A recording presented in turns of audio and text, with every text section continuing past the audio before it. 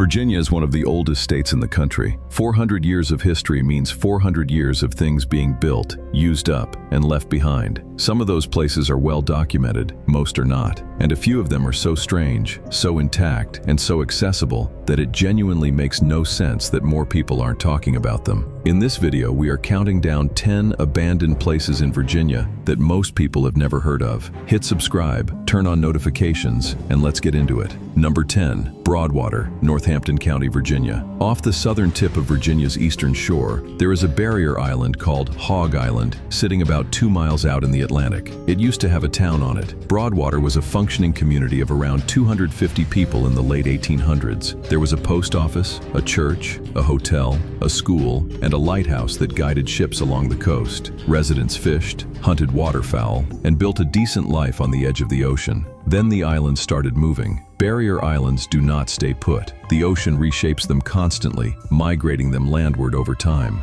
By the early 1900s, the beach was retreating fast. Storms that had always been dangerous became catastrophic as the dunes shrank. Houses that had been safely inland suddenly sat on the edge of the water. By 1933, the people of Broadwater made the decision to leave. They loaded furniture, animals, and in some cases, entire houses onto boats and ferried everything to the mainland. Today, Hog Island is part of the Virginia Coast Reserve and is protected as a nature sanctuary. The town is gone. The Atlantic has reclaimed most of the ground it once stood on. At very low tide, in the right conditions, you can reportedly still see remnants of the old structures in the shallows. The island is reachable by kayak or charter boat, and visitation is low enough that it still feels like finding something. Number 9, Corbin Hollow, Page County, Virginia. Inside Shenandoah National Park, most visitors stick to Skyline Drive and the well-marked trails. What they do not know is that the park sits on top of more than a dozen communities that were forcibly displaced when the government created it in the 1930s. Corbin Hollow is one of the places that got wiped off the map. The families who lived there had been in that hollow for generations. They farmed, hunted, made apple brandy, and had almost no contact with the outside world. When Virginia moved to establish the park, it used eminent domain to take the land. Residents who refused to leave were removed by force. Some were relocated to the valley, others just scattered. The Corbin family cabin still stands inside the park. It's one of the few surviving structures from these displaced communities, and the Potomac Appalachian Trail Club maintains it as a backcountry shelter that hikers can actually book and sleep in overnight. That is a genuinely unusual thing, spending the night in a building that was someone's home before the government decided the land had a better use. Number 8, Catherine Furnace, Spotsylvania County, Virginia. In the middle of the Chancellorsville battlefield, surrounded by the same woods where one of the bloodiest engagements of the Civil War played out, there are the ruins of an iron furnace that played a direct role in how that battle unfolded. Catherine Furnace was built in the 1830s to smelt iron ore from the surrounding hills. By the time the Civil War started, it was producing iron for the Confederacy. In May of 1863, Stonewall Jackson used it as a waypoint during his famous flanking march around the Union Army at Chancellorsville. Union soldiers spotted the Confederate column moving past the furnace, which triggered the sequence of events that led to the full engagement. The furnace stack is still standing on the battlefield today. It's about 30 feet tall, built from local stone, and it sits in a clearing just off one of the park trails. The historical marker explains the tactical significance, but the structure itself doesn't need a sign. It's one of those places where the physical weight of an object, that massive chimney sitting alone in the trees, lands differently than any photograph can convey. Number 7,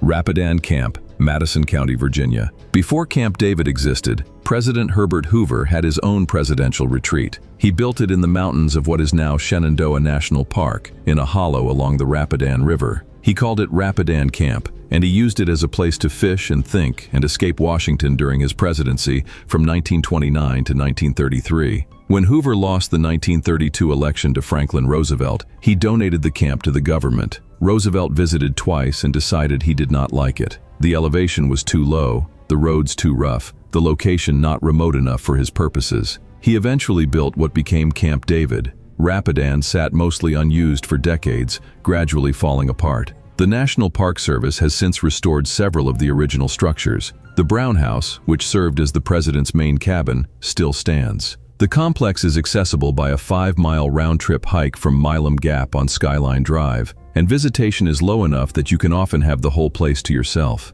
Standing in a building where a sitting president worked, after walking several miles through the woods to get there, is a strange experience. Number 6. Saltville, Smith County, Virginia. Saltville is not a ghost town in the traditional sense. People still live there. But the industrial infrastructure that defined it for more than a century is completely abandoned, and the scale of what was left behind is hard to process. Salt has been extracted from Saltville's underground deposits for thousands of years. Native Americans used it. Colonial settlers built salt works there. During the Civil War, those mines were considered so strategically critical to the Confederacy that the Union launched multiple military campaigns specifically to destroy them. The town survived all of that. What it could not survive was modern chemistry. In the early 20th century, a major chemical company moved in and began producing industrial chemicals using the same brine deposits. The operation ran for decades. Then in 1972, the EPA forced the plant to close after the Holston River downstream showed severe contamination. What remains is a Superfund site and a landscape of rusting industrial structures, settling ponds, and contaminated flats stretching across the valley.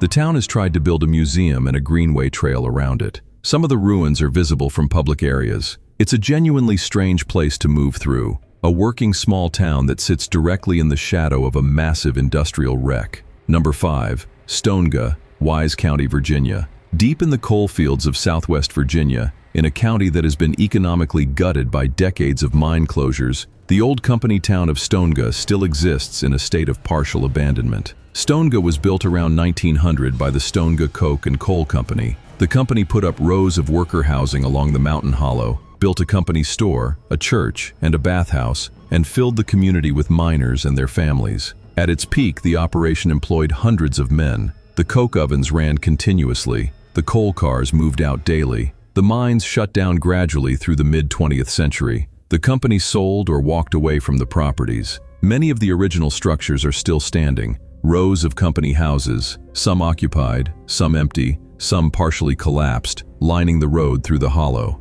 The ruins of the coke ovens are visible in the hillside above town. It is one of the most intact surviving examples of a coal company town in the entire Appalachian region, and outside of the people who live there, almost nobody knows it exists. Number 4. DeJarnette Sanatorium, Augusta County, Virginia. On the outskirts of Staunton, behind the campus of Western State Hospital, there is a large brick building in the colonial revival style that has been completely abandoned for decades. Most people drive past it without a second look. DeJarnette Sanatorium was built in 1932 as a children's psychiatric facility. It was named after Joseph DeJarnette, the superintendent of Western State, who was also one of Virginia's most aggressive advocates for eugenics. He spent decades pushing for forced sterilization laws and wrote poetry celebrating the practice. Virginia's eugenics program, which DeJarnette actively championed, was later cited by defense lawyers at the Nuremberg trials as a precedent. The building operated as a psychiatric facility for decades before closing in 1996. Since then, it has sat empty on private property.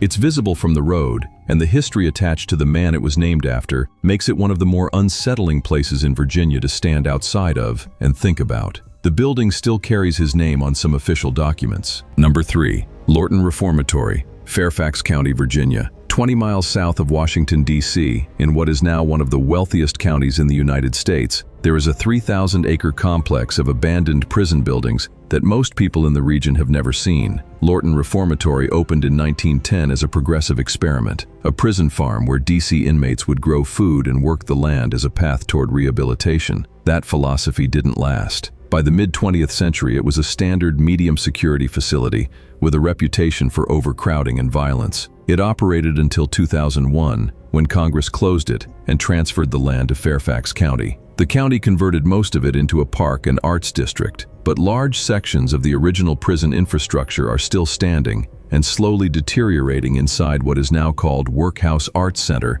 and the surrounding parkland. The old cell blocks, guard towers, and administration buildings are visible, and parts of the complex are accessible during public events. For something this large, this close to a major city, and this visually striking, it is remarkably unknown. Number 2. Blue Ridge Tunnel, Nelson County, Virginia. Before the Civil War, before the Transcontinental Railroad, before almost any of the engineering projects that came to define 19th century America, a man named Claudius Crozet bored a tunnel through the Blue Ridge Mountains in Virginia that was the longest railroad tunnel ever built in North America at the time. Construction began in 1850. Workers, many of them Irish immigrants and enslaved men, drilled from both ends of the mountain simultaneously using hand tools and black powder. They dug 4,273 feet through solid rock, and when the two crews met somewhere in the middle, they were within a few inches of perfect alignment. The tunnel opened in 1858. By the 1940s, the railroad needed more clearance for modern equipment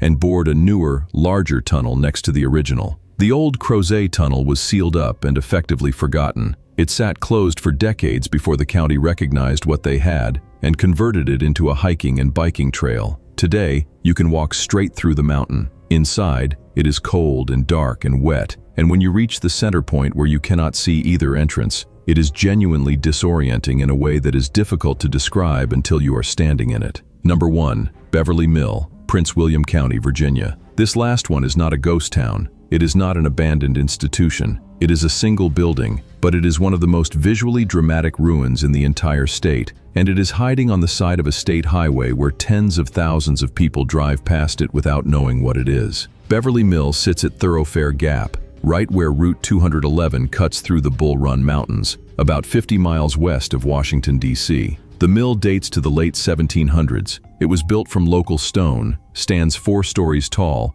and operated as a grist mill for roughly 150 years. Both armies moved through Thoroughfare Gap during the Civil War. The mill survived. It was still operating into the 20th century before it finally closed. The building has been deteriorating ever since. The roof is gone. The interior floors have collapsed. Trees are growing out of the upper story window openings. And yet the stone walls, 4 feet thick in places, are almost entirely intact. The structure stands right next to the road, visible from your car, which makes it one of the stranger abandoned places in Virginia. It is not hidden. It is not hard to find. It is sitting in plain sight on a public highway, and most people who pass it every day have no idea what they are looking at or how old it is. Virginia has more history per square mile than almost any other state, and most of it never makes it into the official version. The places on this list are all real, and the majority of them you can actually visit. If you have been to any of them, drop it in the comments. I want to know what you found, and if there is an abandoned place in Virginia you think belongs on this list, tell me that too.